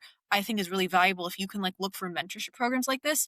To be honest, this is one of the few programs I know of that does mentorship, because a lot of my scouting and fellowship roles, like, of course you're getting advice and feedback, but this is more of a formal program. And so that's also what I would say is, if you're looking for that as an early career VC, look for mentorship programs to increase the chances of getting those recurring meetings. Yeah, and one really important thing that you mentioned as well is, in a way, providing value, where if they ask for something, you ask them like, "Hey, what do you need the most right now?" And then they say something, and maybe it is an article, or it is some type of perspective, or advising one of their companies. You're like, "Hey, I literally just saw an article for this, and I think it's a perfect fit for your portfolio company. Let's talk," right? That's something. And then in terms of the mentorship programs, that's really interesting, where you directly look for the people who want to help, the people who are paying it forward. So would you say that that is like their biggest motivation, is paying it forward, or is it anything else? Yeah, so it's interesting you asked this, because when I started this mentorship program, like when I first joined, we had like a kickoff session, and one of the other participants in the program directly asked, and she said, what is the motivation behind these mentors? Like, why would a partner take time out of their busy schedule? And yes, it really is to pay it forward, because the goal of this mentorship program, and the goal of VC University, is to help individuals from underrepresented backgrounds break into VC and get the training that they need. And it's kind of why, like, one thing that I am really excited about is, like, I am going to sign up to be a mentor for VC University now that I'm in the program. Like, in the future, I want to be a mentor because I want to pay it forward and be on that other side, because I love to give back. And so it really just does come down to, like, the people who are these VCs who are mentoring, like, they have, they're at a point in their career where they say, okay, like, whether they're in VC for a year or they're in VC for 10 years, because they accept people of different experience levels for mentorship, because, different experience levels are so important. Like, it's at a point where saying, okay, like, I want to be able to help train the next generation of VCs. And so I think, like, it really just come like the motivation is, hey, like, I just want to help, because every VC has had someone in their career who's helped them get to where they are. And so it's that feeling of, they want to kind of be on that other side because I remember my first ever like formal VC role was like a VC fellowship. Like, I mean, I guess my first VC role was like the VC program, but like my first like, oh, like here I'm working directly alongside a principal. It was a warm intro with someone I worked with through my school's entrepreneurship club at UT Dallas. And I remember asking her, I said, what can I do for you? Like, you have done so much for me. You helped me get this really amazing VC role. And the one thing she said, she's like, the only thing I ask of you is to pay it forward. And in that moment, as a student, I was like, well, how can I pay it forward? I'm only a student. But, she told me, she's like, hey, like, you can always find a way to help even as a student. And so I really took that with me. And I said, how can I pay it forward regardless of experience level? And that's what I tell VCs now. And so that's how I've been able to help so many founders, help so many other VCs. And that's also why I'm so excited to do mentorship programs. And I wanted to be a mentee first because I wanted to see, like, I wanted to learn from the mentors and see what worked well, and then kind of take those learnings and be able to translate that. Because I think if you're a mentee first, then it kind of helps you better understand a mentee if you've been in their shoes. Yeah, and I know you wanted to talk about the venture resident program. What is Yes. that? Yeah, so two, and I'll share two great programs. So Venture Institute, and they all, it's funny, they all have these, like, the names sound so similar, and a lot of people are like, what's the difference? So Venture Institute, this is a free program that was created by a company called Decile Group.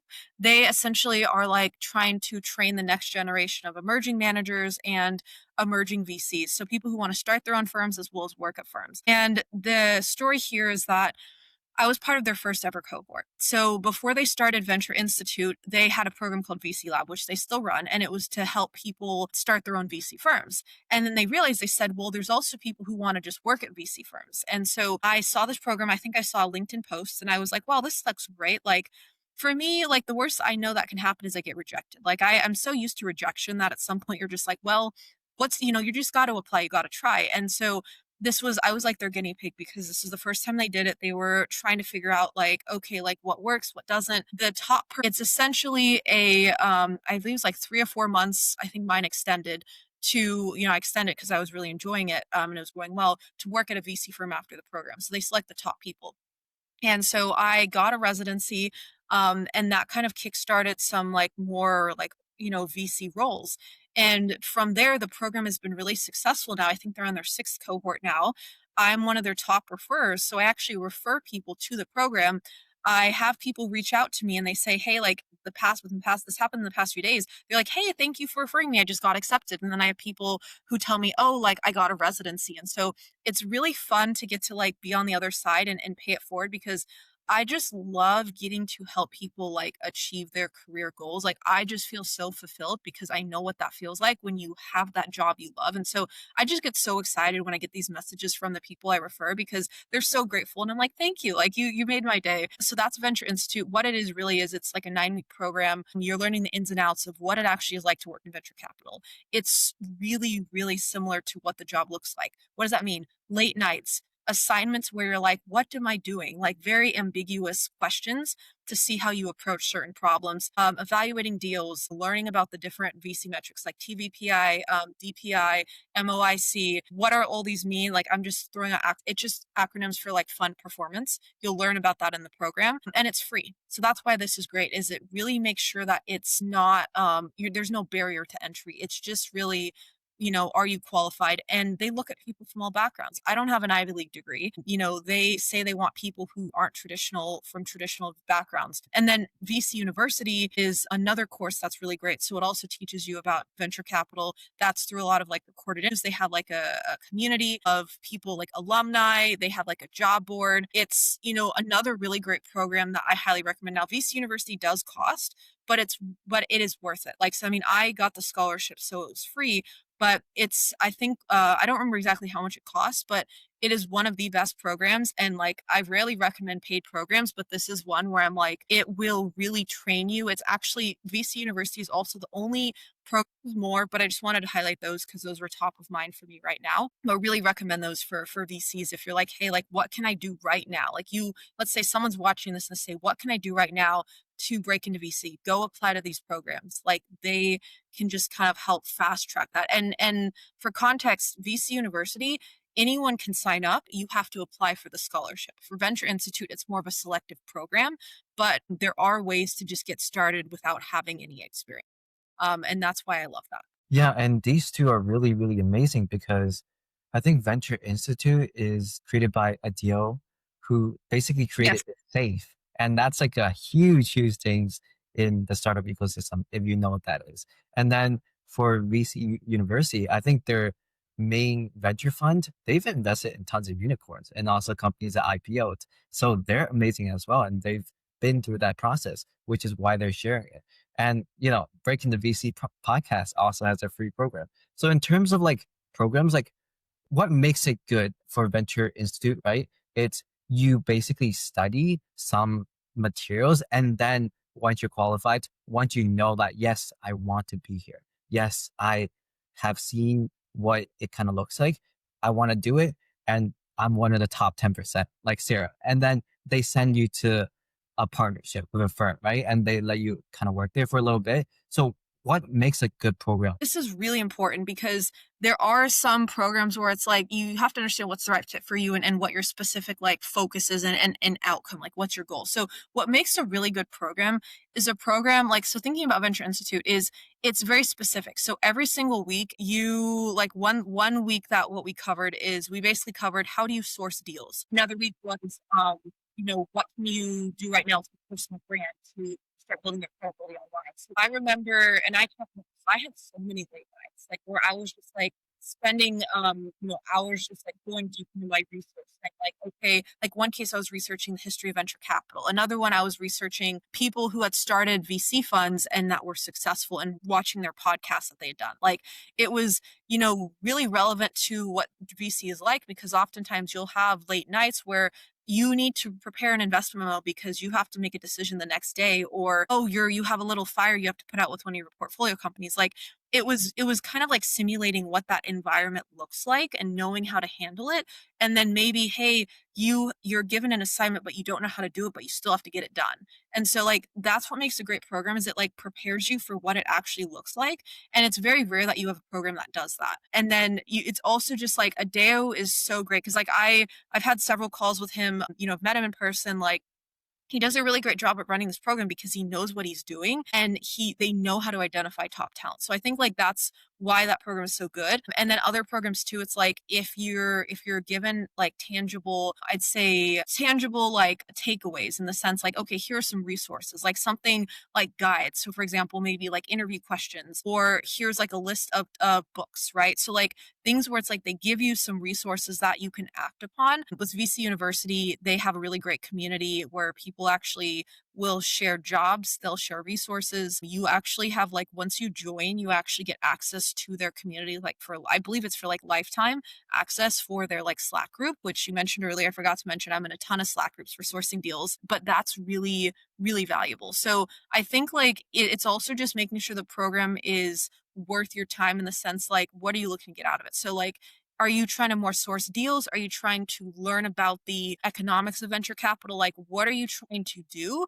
And then how does that relate to your goals? So I'd say that's what makes like a really good program. Also, what are their success stories? So like, with Venture Institute, they've had a lot of people go on to get VC roles. Same with VC University. And VC University was created in partnership also with the University of California at Berkeley. And so what's great about it is it's like recognized, people know it, they do all these programs like so I think just like making sure you do your diligence on the program and understanding like like is it something where it's like recognizable. And I think you mentioned like Break into VC also has a free program, so like that's also viable because it's making it more accessible too, because for me like I don't come from wealth, and so like when I applied for the scholarship I was like okay, this is helpful because cost can be a burden, right, for a lot of aspiring VCs. Yeah, and in terms of top talent, because I heard you mention that, and I'm like, that is just such a crucial factor because you just don't know if like people actually want to be in VC or not, whether or not they had like amazing experiences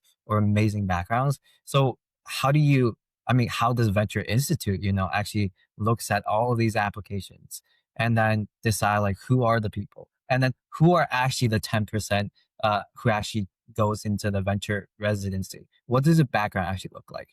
Yeah, absolutely. So And I actually have talked about this a lot with the Venture Institute current cohorts because they always bring me back for interviews. And so I remember like what I shared specifically, like kind of starting from when I applied. So when I applied, what I really focused on, and this is relevant for VC interviews too, is and VC applications for jobs is like why you like why are you applying for VC like why are you applying for a VC role at this specific point in time, and like what why are you at your point in your career where you think this is a good fit, and then why are you uniquely suited for this role, like what unique skill sets do you bring, and then what like why are you passionate about this, like you could be it could be a really tough day where you've had to deal with maybe you had to send a lot of rejections or a founder was like mad and they called you out on I know some VCs get called out because they send rejection emails and the founders get mad. It's a whole thing. They shouldn't do that because you're going to get rejected. It happens. But it's like you've just had a really tough day. And like, why are you going to be the one that still wants to be in this industry when that happens? And so I think it's like, I remember when I applied, like I talked about, because when I applied for Venture Institute, I'd already done some VC roles, but I didn't have like a ton of experience yet. And I really focused on my passion and my why and my empathy for founders and why I love working with founders. So I think like you really need to showcase that passion along with the like vision that you have. And that kind of is what helped me get in. But then what helped me succeed when I was in the program was, I was going above and beyond on the assignments. And so it was really like, how can I go the extra mile helping my peers? Because when I first started, we actually did like a group project. I don't think they do that now, but like in the first cohort, we had like a group project. And so it was helping my peers, being a really great team player, in our, like, I think we had either a LinkedIn group or some other group where we were like asking questions, helping each other, really just doing everything I possibly could to just help other people and do really well in the program. So like part of one of our assignments was making LinkedIn posts. And so it was really like, how can I make a really good LinkedIn post about what I'm researching? And so it was like not just kind of doing an assignment to do it, but doing it to learn and to have fun. And then I think also just not worrying about who else I was competing with, because ultimately, like, yes, you do want to perform at the top, but it's not like, oh, if I do well, someone else can't. Because, like the way I think about it is like, okay, like if I do well, then I can lift other people up along the way. And that's really how venture works is it's collaborative. Like technically, yes, you're competing on deals, but it really isn't a competition if you are really just trying to help everybody. And like, I am competitive by nature. Let's be clear. Like I've always been really, really competitive. I always love to compete. I love to win, but like, I think you can win in collaboration with other people. And so that's kind of how I approached it of like, how can I just continue to help everybody else? And then they saw that because I was just trying to be that genuine, authentic person who's very ethical in everything I do. And that also just meant like, and I think like back when I was in my cohort, I don't think we really ChatGPT wasn't really a big thing back then, but now it is, of course. And so it meant like now to participants not using ChatGPT, like you forming your own thoughts. And then I think just at the end, like also providing frequent feedback when they asked. And then also, even in my residency, why I did really well was just approaching with a learning mindset and just not worrying about like what other people were doing. And just, it goes back to forming my own opinions and just trying to separate all the outside voices and just really being like, okay, I'm confident in myself and I know I can do well. And because a lot of things people ask me now when they're in the program, the Venture Institute program, because it's become a pretty well known program now, like, they'll say, how do I not worry about my 100 or 200 other people? Like, how do I like compete with them? And I'm like, well, don't think about it that way. Think about being the best person you can be, because if you do that, it doesn't really matter what everyone else is doing because I'm competing with myself. That's really how I think about it. It's not like I'm competing with my peers. And that's been, I think, what's really helped me in venture and in a world where there's always like numbers, who has the best performing funds. Like you just got to stay focused on what you're doing, because it can be hard to it can become overwhelming, right, if you just start worrying about everybody else. Yeah, and especially how venture is such a relationship-based industry, it's not something that can be done very transactionally. Because like if you're very competitive in investment banking, right, you would just be on top of your materials, everything like that, and you would do fine, and it would be slightly easier because it's a little more transactional. But then in venture, it's like those relationships that you build is not supposed to be transactional. It's supposed to be kind of serendipitous and somehow it just happens. And how it happens is you put yourself in the right environment so your luck increases tremendously. In terms of Exactly. how to break into VC, right? Let's come up with a concrete 6 month plan for someone who's maybe a student right now in college. Yeah, absolutely. So plan. So month one, what I would say is what I call news and networking. So I'd say start by like reading industry articles, like setting up networking calls, like attending public networking events and creating a personal brand on LinkedIn. So diving deep into that month one. So, looking at Forbes, let's say Business Insider, I'm trying to think of other recent ones. There, I think like the information, I think that's one, I can't remember, but like just really any news articles. Even LinkedIn has some great news articles. Thinking about what you've learned and reaching out to VCs that you see and just setting up networking calls. Going to networking events as a student, you'll typically have a lot of opportunities to go to like events in your community. And also as a student, here's the thing, like people love helping students. It's pretty funny. Like people don't like to tell students no because they see it as like, hey, how can I pay it forward? So just use that you're a student to your advantage. Like I use that a lot. So that's month one. And then you're also posting about this. While you're doing it, you post because it compounds. Now two is you create a sourcing plan like the one I talked about earlier. And this is like kind of just recapping like alumni networks, cold outreach, crowdfunding platforms, like hackathons, LinkedIn posts, networking and pitch events, newsletters, like online forums, warm intros, and you just kind of start thinking about how you would find startups, reaching out to them before you're even a scout and just saying, hey, here's my specific skill set. I'd love to help you. I'm trying to get experience in venture. And so you just start reaching out to founders. Now, month three is when I would say start really applying to these venture programs. So, some of the programs you have to apply to, some of them you can just join. Taking the knowledge that you have, then you can use that and saying, okay, here's why I'm qualified. Here's what my passion is. And so that's where you kind of dive deep into the specific things that I mentioned earlier, like the role of venture capital in startups, like investment processes, like key metrics, how to discover limited partners, how to pitch limited partners. And you may be wondering, why does this matter as an early career VC? Because shouldn't I be focused on sourcing? Yes. But ultimately, one day you'll be a partner and you want to know how to pitch limited partners. So start thinking about these things early. Month four is like start looking for internships. So obviously being careful about how much time you're spending in terms of like what your capacity is and don't do too many roles at once. But once you've kind of like, let's say maybe you could do like a venture program and an internship at the same time, not too much. And you start applying to these like internships. And then what you can say is you say, well, I've already done these other steps. I've already done the research. I've already done cold outreach. I've already done venture programs. And then you use that to apply for these internships. And most importantly, though, is you want to make sure that it's the right fit. So thinking about the stage that you have, like pre-seed, seed, for example, for me, industry like AI and robotics is like what we do here at Geek Ventures. And then, making sure it's the right personality, the type of founder they want to invest in. How do you find these internships? A lot of VC firms post on LinkedIn. They also have like formal internship programs on their websites. And then also you can reach out to the professionals you develop relationships with in the earlier months. So in those earlier months, you don't ask for an internship, you get to know them. But then when it's ready, time for you to apply, you could say, hey, like, I'm thinking about applying. I typically, unless you know someone really well, try not to just say, hey, can you offer me a job? Because it's not viewed well. But if you have a great relationship, you could just say, hey, like, what could I do to work at a firm like yours? It could be phrased in a different way. So that's what I'd say. And then the last 5 to 6 months is where I would really start saying, okay, maybe start thinking about applying to formal VC roles. So maybe more of like those analyst associate roles. You don't even have to apply. You could just start reading the job descriptions and start understanding like what actually do you need to look for in these roles and what are the timelines look like. And that's where like Nicole posts jobs, John Gannon posts jobs, venture capital careers post jobs. I know like also, you hear this podcast break into VC, a lot of people actually will probably even share resources. So that's also a great place to go and say, hey, like I always recommend people to watch podcasts because sometimes you'll have like amazing VCs. They'll say, hey, if you want a job with me, watch my podcast and I'll tell you how to apply, things like that. So being really creative, that's kind of 6 month process.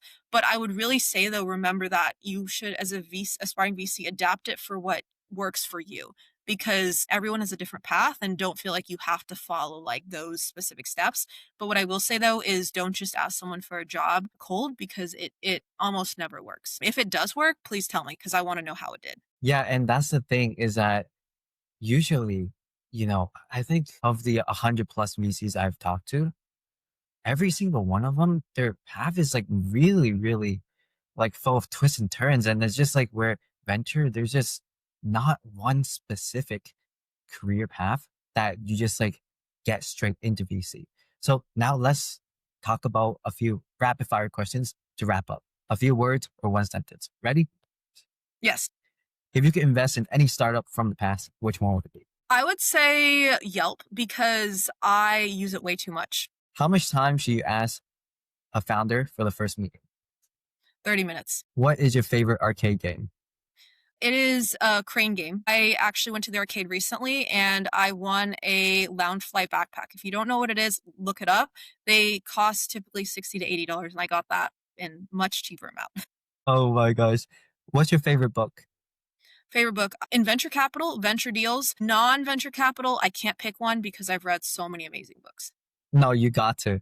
It's got to be one. Ooh, I would say I really, really like, growing up, I really like the Hunger Games. I watched the entire series. What is one fun fact about you most people don't know? Fun fact I would say is that I am a really fun person, even though I seem like really serious on LinkedIn. I think for me, it's, I love to get really passionate about different things, whether it's arcade games, venture capital. Yeah. And is there any thoughts that you want to finish or we didn't get to cover on this pod that you would like to talk about? Last thing really is to remember that everyone has a different journey into VC. Oftentimes, and this was something I struggled with early on, is that social media can make it seem like VC is like a really linear journey. You see someone posting like, hey, like I've had all this success, everything's great. I have all these great companies, look at my metrics. But remembering that the process it took to get there is things that people may not always post because it's not pretty. So, like things that I may not have always posted early on because I was afraid or think it would make me look bad is, the nights of tears where I was getting those rejections, where I was like really upset and saying, should I even be here? Like people telling me I shouldn't be in venture because I was young, or people being like, oh, like you don't have the right background. So I think like just remembering that like it is really difficult and like there are going to be hard moments, but believing in yourself because, there's always going to be people that do believe in you and don't believe in you, and just remembering to listen to the positive voices and just not going by a standard journey, because literally like as because you've interviewed hundreds of VCs, like everyone has a different journey, and that's important. Like it's not like you have to follow a specific path, and don't let that stop someone, like if you're watching this and you're applying to roles and it's really hard, don't let that stop you from pursuing that journey, because some people have faster journeys, some have shorter, and that's okay. My journey was pretty long, but it was worth it because I learned a lot along the way. And I believe that you are one of the VCs that deserves this the most. And this was honestly the most comprehensive podcast that we have done. So that was amazing, Sarah. For anyone listening who wants to learn more about you or your firm, what's the best place to reach you? Yeah, absolutely. So what I would say is reach out to me on LinkedIn. It's pretty easy to find, just Sarah Romanko. If you are interested in like if you're a founder wanting to pitch us, also reach out to me on LinkedIn, because we do have like a formal process, but if you reach out to me, it's a lot easier for me to kind of filter your application to basically make sure that I see it, because we do receive a lot of inbound. And then if you're a student who's like, hey, I want to talk to you. I want to get some advice. I do take calls selectively. I can't talk to everyone, of course. I really wish I could. But if there's something that stood out to you, you have specific questions, I always try to make some time if it works out in my schedule. Otherwise, I'm happy to share specific resources. I have a great list of resources on my LinkedIn that I have. And then I can also refer you to different programs. But ultimately, I want to find a way to help, whether it's answering quick questions or referring you, because I love helping young talent. I'll put her contact details in the description below. Out of everyone you know who are two amazing VCs, early stage from the US, that you will recommend as future guests to our podcast.